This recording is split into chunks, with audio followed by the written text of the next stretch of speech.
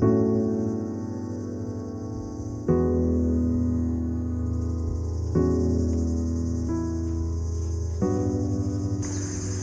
à tous, je suis Ariane Burgelin, je suis illustratrice et BDiste et aujourd'hui je réponds à toutes les questions qui m'ont été posées sur Instagram. Plutôt art digital ou traditionnel?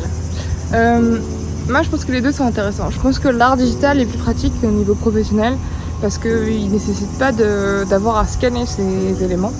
Après moi j'ai appris à faire les deux. J'ai plutôt appris d'ailleurs traditionnel à la base et j'aime les deux. J'aime beaucoup le rapport l'objet et de l'avoir rapidement aussi ma création en main propre. Après, je pense que le digital c'est quand même quelque chose qui est vachement mieux au niveau professionnel pour envoyer à ses clients et pour les mettre en ligne. Par rapport vis-à-vis des réseaux sociaux, vis-à-vis du partage, c'est quand même vachement pratique aujourd'hui le digital. Mais je pense que savoir faire du traditionnel à l'ère de l'IA, c'est quand même pas mal aussi. Parce que ça permet d'avoir un côté plus authentique, plus artisanal, voilà. Je pense que c'est important d'avoir le côté un peu less is more. Et parfois, c'est vrai que quand on évolue, quand on devient plus fort techniquement, on a tendance à vouloir tout mettre à chaque fois sur la table de tout ce qu'on sait faire. Alors que, en fait, c'est beaucoup plus dur de savoir faire des choses simples. Et je trouve que ce que j'ai un peu désappris avec le temps, c'est à faire des choses simples parce que maintenant j'aime bien des fois un peu trop jouer en dessinant et dans ce côté jeu un peu de ce que je sais faire et le fait qu'il y ait moins de limites aussi sur ce que je sais faire, ça fait que des fois je vais chercher midi à 14h et genre c'est compliqué, c'est tortueux. Alors que parfois, les chemins simples du passé étaient mieux. Par contre, je trouve que conceptuellement, je préfère vraiment ce que je dis aujourd'hui parce que je trouve que j'ai beaucoup progressé au niveau narratif et créatif parce que genre j'essaye de dire des choses authentiques et tout ce que je dis est assez vrai dans ma façon de percevoir les choses. Je passe plus par des chemins détournés pour dire ce que j'ai vraiment envie de dire, ce qui était un peu le cas au début de ma pratique artistique. Parce que genre je voulais pas que je sais pas mon ex ou mes potes comprennent le vrai sens de ce que j'avais envie de dire derrière ce que je faisais. Quand as-tu su que tu voulais faire de l'illustration ton métier? C'est une très bonne question. Eh bien j'ai du mal à répondre à ces questions parce qu'il y a eu plusieurs processus. À 8 ans, j'avais dit à mes parents, plus tard, moi, je veux être dessinatrice. Est-ce que dessinateur, c'est forcément illustrateur? Je suis pas sûre. Je pense que le métier d'illustrateur, je connaissais pas quand j'étais enfant. Je pense que c'est quelque chose que j'ai compris avec le temps aussi. Et quand j'étais en école d'art, quand j'étais en école de graphisme, au début, je voulais un métier qui me permettait de gagner ma vie. Et je me disais, l'illustration, ça sera mon hobby. Ça sera quelque chose qui sera une valeur ajoutée dans mon travail et j'ai commencé à bosser en fait dans des agences de pub et tout le monde me prenait en général parce que justement je savais dessiner et que j'aimais l'illustration et il y avait une sorte de déni, d'impossibilité et d'incapacité de ma part à m'avouer moi-même que j'avais envie au fond de faire ça et pas autre chose. Et ça a été compliqué en fait de me l'avouer parce que c'était quand même une voie qui était vachement plus risquée, c'était une voie où tout le monde me disait oui tu vas jamais bien gagner ta vie de ça et ça reste quand même compliqué de vivre correctement l'illustration et j'ai pas envie de vendre des folies à tout le monde et dire oui on se débrouille trop bien et tout. J'arrive à en vivre mais ça a été compliqué et ça reste encore quelque chose de compliqué. Je sais pas non plus, j'ai pas une Tesla dans mon garage. Je vis modestement et ça me suffit. Mais en fait, c'est pas la notoriété qui fait le portefeuille. Et je pense que c'est des choses qui sont importantes à avoir en considération. As-tu commencé l'écriture du tome 2? Eh bien, oui. Je suis à la page 100 à peu près, parce qu'il y a l'intro à rajouter, donc ça fera une dizaine de pages. Donc j'ai pas mal d'épisodes déjà faits et donc le tome 2 est déjà bien avancé et l'idée ce serait de le sortir au mois de janvier, enfin de faire un crowdfunding au mois de janvier, je ne sais pas encore, on verra comment ça va se dérouler. Comment gères-tu tes blocages créatifs? C'est difficile à dire. En général, je laisse aussi du temps au temps de temps en temps. C'est un ex qui me dit ça. c'est un moment qui était complètement inapproprié et qui m'avait saoulée, mais c'est pas faux, surtout. Enfin, je pense qu'il y a des moments, en fait, il faut savoir procrastiner et savoir ne rien faire aussi, parce que c'est ces moments où, en fait, on croit ne rien faire, que finalement, on processe aussi, on digère les choses. Je pense que c'est important d'avoir un processus créatif dans une forme de régularité, de se forcer parfois à créer, même si on n'est pas vraiment dans un mood, pour forcer le cerveau aussi à avoir cette élasticité comme un sport en fait, parce que le cerveau est un muscle, et donc plus on entraîne le cerveau, plus c'est facile en fait d'obtenir facilement ce qu'on veut de lui. Mais je pense qu'il y a des fois où il faut savoir aussi pas faire en fait, et je l'ai de plus en plus compris. J'ai compris aussi que j'avais du mal à m'astreindre à des conditions de bureau. Enfin, j'ai du mal à travailler sur des horaires de bureau. Enfin, pour moi, la créativité, elle vient plutôt dans l'après-midi, par exemple. Le matin, je vais plutôt gérer mes mails ou faire des choses plutôt administratives, parce que je sais que mon cerveau met beaucoup de temps le matin à se réveiller. Pourtant, je me lève pas forcément tard, mais c'est des choses qui sont importantes à savoir. Comment a évolué ton regard sur ton travail au fur et à mesure de l'écriture de ta BD ? Eh bien, c'est une question très intéressante. Je pense que j'ai pris beaucoup de recul parce que je me suis rendu compte que c'est pas parce qu'on faisait un projet qui fonctionnait pas trop mal que ça a changé grand chose à notre vie. Je croyais vraiment que le jour où je ferais un projet qui marcherait pas trop mal, ça changerait ma vie. Honnêtement, ça change rien à l'estime de soi, ça change rien à qui on est. Le fait de voir autant de gens qui s'intéressent à soi, c'est aussi quelque chose de très perturbant. Et je suis pas forcément très à l'aise avec le fait qu'on m'amène autant de compliments sur mon travail et autant de... Parce que je trouve que ça nécessite à chaque fois de gérer un peu mon ego. Et c'est toujours cette histoire de trop ou pas assez, où je trouve que c'est très difficile en fait d'avoir ce juste équilibre de je suis pas mieux ou moins bien qu'une autre personne.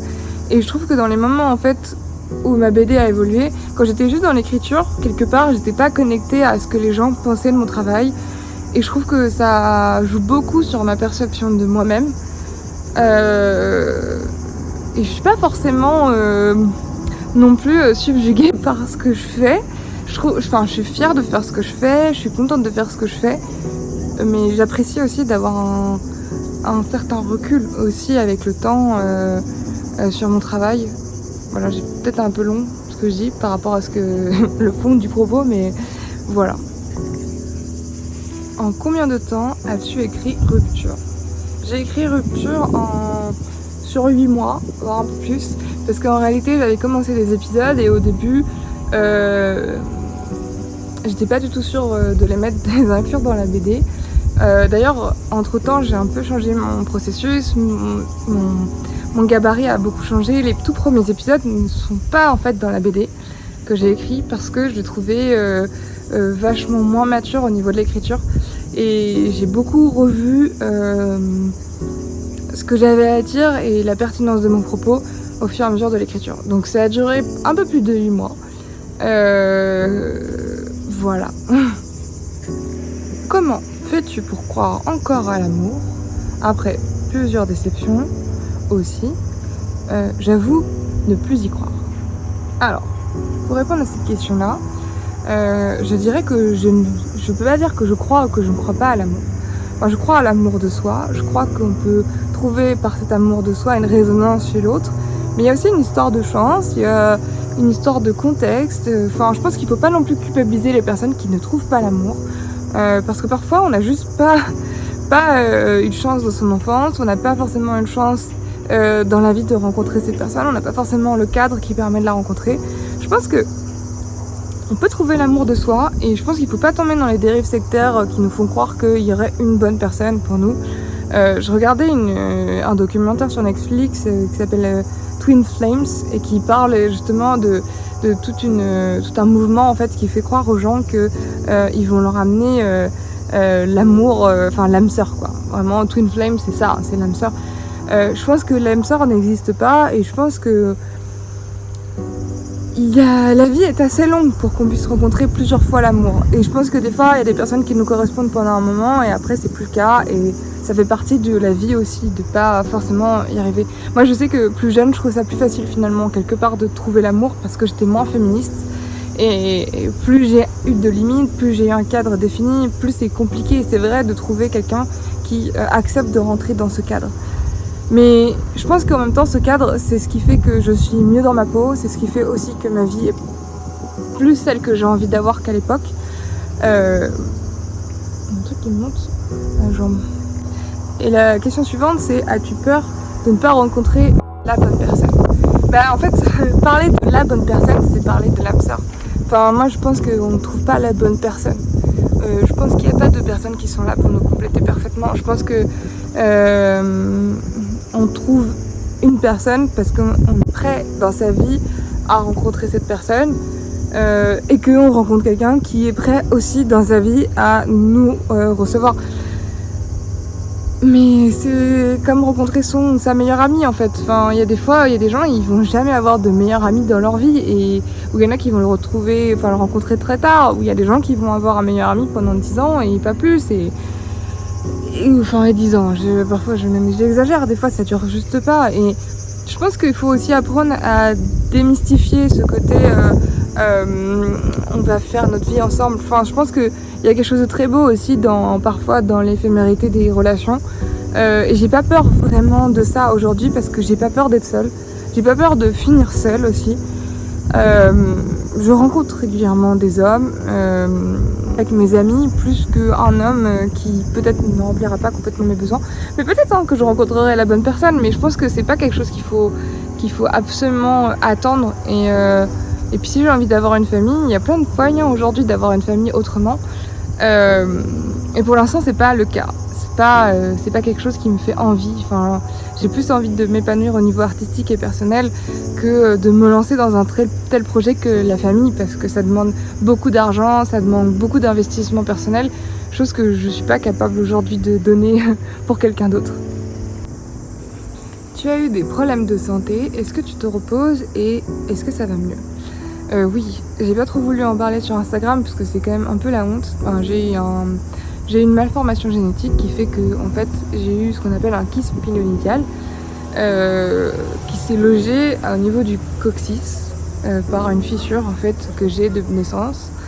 Donc c'est aussi le fait d'être restée beaucoup assise par mon métier et tout ça qui a entraîné ça, mais je suis même pas sûre que ce soit que ça parce que les activités sportives, tout pouvait jouer. Ça faisait plusieurs années que j'avais ce problème de santé. Mais là en fait j'ai fait un début d'infection, il a fallu m'hospitaliser en urgence et m'enlever en urgence ce qui était devenu un kyste, et parce que j'étais en bord de la septicémie vraiment. Et donc quand ils enlèvent ce kyste, il faut savoir qu'ils laissent une plaie ouverte, donc c'est vraiment un trou béant dans le dos que j'ai. Donc j'ai des soins infirmiers quotidiens tous les jours. J'ai une infirmière qui vient gratter ma plaie et changer mes pansements. Ça fait mal. Et ouais, c'est long, parce qu'en fait, vous imaginez bien qu'une plaie ouverte, ça va pas cicatriser en 2 jours, donc les gens me demandent souvent « ça va mieux ?» Bah écoutez, en fait, ça peut pas être comme ça, en fait. Enfin, là, ça va un peu mieux ces derniers jours, parce que j'ai mieux dormi, je suis en vacances. J'espère qu'à terme, ça va vraiment se résoudre assez vite, surtout que là, j'ai prévu de passer 3 semaines à la campagne, donc je pense que le fait d'être dans un environnement reposant, calme, ça va m'aider. Mais voilà, je pense qu'il y a des maladies bien plus graves que ça. Mais c'est vrai que je marche pas très bien, je peux pas conduire, je peux rien porter parce que c'est très douloureux. Et puis c'est quand même une ouverture de 10 cm dans mon dos, donc je sais pas si vous imaginez, mais ça fait beaucoup. Et il y a aussi le fait de savoir qu'on a le corps défiguré à vie. C'est vrai que c'est pas hyper agréable, mais je sais qu'il y a des gens qui vivent des choses bien pires que ça. Et c'est quand même juste 3-4 mois dans ma vie, enfin ça sera probablement plus 4 ou 5. Mais alors que des gens ils vivent ça toute leur vie après, et je sais pas non plus comme une maladie chronique. Voilà. Donc oui, je me repose, je fais mon maximum pour que ça aille mieux. Tu veux monter un atelier avec Lucille Buez. Parle-nous-en davantage. Alors, oui, en effet, avec Lucille, nous allons monter un atelier pour adultes, de personnes amateurs qui voudraient avoir les bases pour aller vers une forme de professionnalisation. On ne peut pas s'inventer et révolutionner le concept d'une école d'art en 15 séances dans l'année, mais l'idée c'est d'avoir au moins des bases et des outils pour aller vers une professionnalisation et en tout cas être dans un autodidactisme qui soit un peu plus structuré que ce que les personnes peuvent avoir sans avoir aucune formation. L'idée c'est pas de remplacer une école d'art parce qu'on ne rêvera pas à deux en 2 heures toutes les 2 semaines à remplacer une école d'art. Par contre, c'est de donner une structure, c'est d'aider des personnes qui n'ont pas les moyens forcément de se payer une école d'art, d'avoir des bonnes bases. Et voilà, donc ce sera à la fois des cours de dessin technique, des cours de créativité, des cours d'illustration narrative. Lucille, elle, donnera des cours d'histoire de l'art et de marketing de l'art. Enfin, en fait, il y aura pas mal de prismes qui vont être abordés. On fera beaucoup de suivi aussi. Et l'idée, c'est à la fin de l'année, vous aider à organiser une exposition.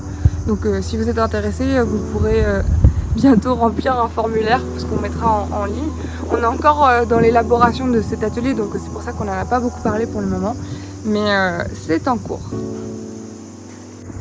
Vous êtes arrivé au bout de cette vidéo et je vous remercie d'avoir écouté jusqu'au bout. J'espère que ce format vous a plu, n'hésitez pas à mettre un commentaire si c'est le cas. Je ferai bientôt des vidéos un peu tuto si ça vous intéresse. N'hésitez pas à vous abonner sur cette page et liker parce que cette page YouTube est vraiment au début du début et elle a besoin vraiment de soutien. Peut-être que je ferai des vidéos un peu blabla plus tard si ça vous intéresse. Donc n'hésitez pas à mettre votre avis et à me dire ce que vous en avez pensé. À bientôt!